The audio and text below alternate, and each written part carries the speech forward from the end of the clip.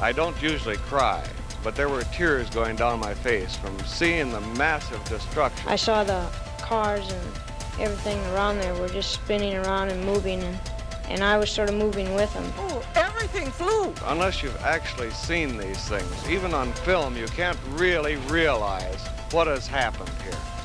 The people who lived in this house behind me were watching television a week ago today. Now they have no home in which to watch television. They have no television.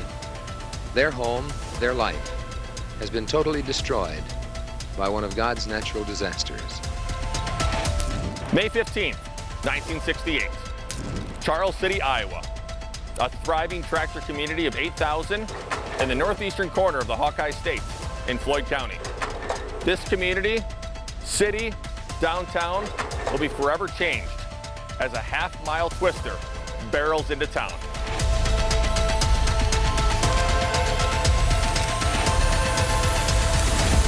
This is F5 Chronicles.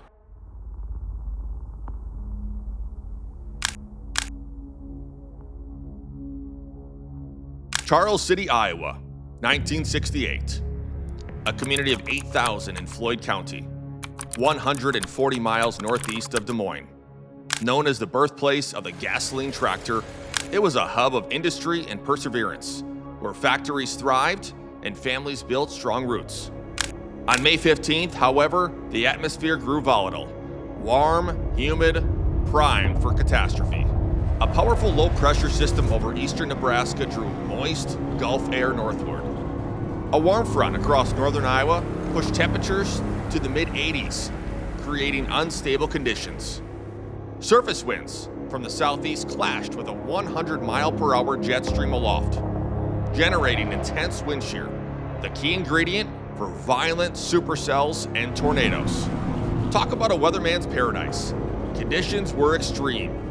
The energy was through the roof, signaling severe instability with 3,000 joules per kilogram of what we call convective available potential energy. Dew points, the measure of moisture in the atmosphere, neared 70 degrees, fueling these thunderstorms. Storms surged across 10 states. Spotters near Hampton, Iowa, 30 miles west, reported funnels by 4:10 p.m. But Charles City remained unaware. Warning systems in 1968 were inadequate at best. Without Doppler radar or mobile alerts, communication relied on radio broadcasts, often missed during daily routines. A tornado watch was issued at 3 p.m., but factories, schools, and homes, they continued, as usual, unprepared for the approaching disaster. At 4:10 p.m. Central Daylight Time, a large wedge F5 tornado forms north of Dumont, Iowa, with winds exceeding 261 miles per hour and a width of a half a mile. This multi-vortex storm devastated rural areas before targeting Charles City with unprecedented force. The tornado strikes Ardale's eastern edge, where two funnels are sighted simultaneously. One farm loses all structures except the house, with debris hurled across the road and boards embedded into trees. Another farm sees buildings destroyed, a tree collapsing onto the house, and residents treated for shock. A third farm's outbuildings are thrown a half a mile, and a fourth suffers uprooted trees and demolished sheds. The funnels combine into a 400-yard wide force, briefly lifting near Marble Rock before resuming its path. At 4:50 p.m., it strikes Charles City, leveling 60% of the town. 372 homes destroyed, 188 severely damaged, and 356 with minor damage. 58 businesses, 8 churches, 3 schools, and the police station are demolished. Downtown is reduced to rubble. 1,250 vehicles are mangled. The Oliver tractor plant, a cornerstone in Charles City, sustains $2 million in damage. Cedar River bridges collapse and riverbanks are scarred. Debris travels 80 miles. A check reaches Winona, Minnesota. A receipt lands just west of La Crosse, Wisconsin. 13 residents perish. 450 are injured, with 76 requiring hospitalization. The tornado continues. devastating Elma's west side at 5:25 p.m., destroying 4 blocks and ruining every tree in its path with $1.5 million in damage. It dissipates south of Chester, 65 miles from its origin. 7 minutes later, another F5 strikes Owine, Iowa, 60 miles southeast of Charles City, claiming 4 lives. Hail damage wreaks havoc near Elma, devastating multiple farms. The outbreak leaves Iowa reeling, with Charles City at its core. As evening falls, the extension of the devastation becomes clear. 13 lives are lost in Charles City. Of the 3,600 families, 2,200 are affected. 450 are injured, with 76 requiring hospital care. Floyd County Hospital, with only 89 beds, treats 200 to 300 patients, using doors as makeshift stretchers. Central Park transforms into a triage center. Within 20 minutes, looting emerges, prompting authorities to secure downtown. Yet, Charles City perseveres. Residents comb through debris. The Red Cross delivers aid, and volunteers arrive in droves. In Elma, a 4x6 block area on the west side is stripped of trees, with nearly every home damaged, totaling $1.5 million. Governor Hughes requests $2 million in federal aid, and President Johnson declares Iowa a disaster area. A local EMT recalls the support was extraordinary. Dr. Ted Fujita, creator of the Fujita scale, confirms the F5 rating, noting spiral ground marks as evidence of multiple vortices.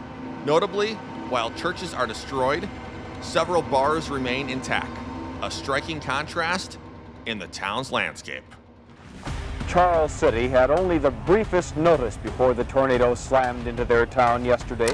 Why was the tornado so deadly? Its timing was critical.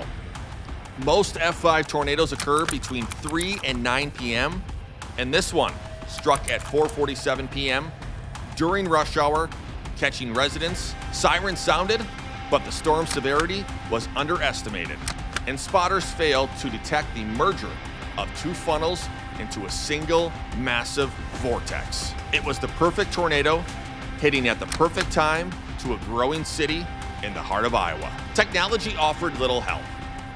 Radar systems in 1968 could not detect rotation, and warnings relied on radio, often unheard. Experts attribute the storm's power to a volatile combination: a warm front, plenty of instability, and intense wind shear. Iowa has seen only 2 other F5s since: Jordan in 1976 and Parkersburg in 2008, making this event exceptionally rare.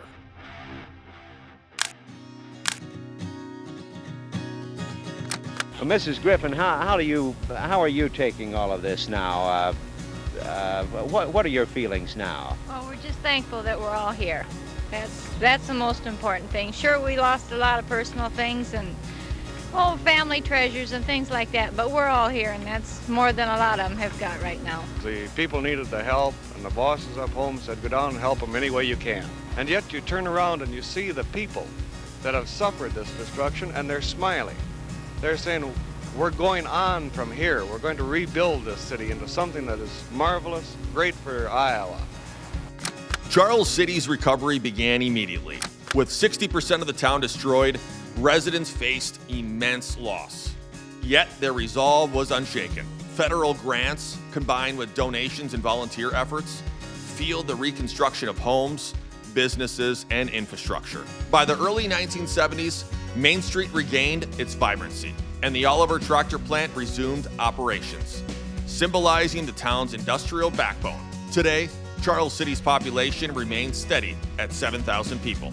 A plaque in Central Park honors the 13 lives lost, serving as a focal point for remembrance. Annual events unite the community, reflecting on both the tragedy and the strength that followed.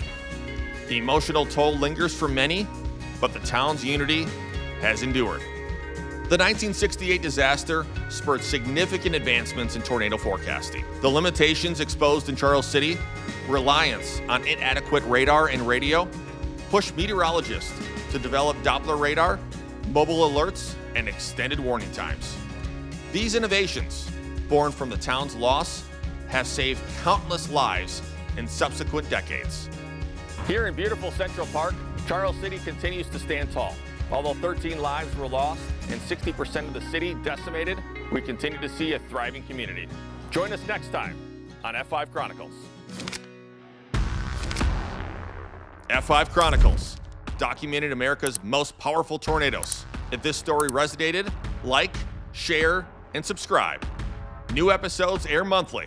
Next, we explore the 2008 Parkersburg F5 tragedy.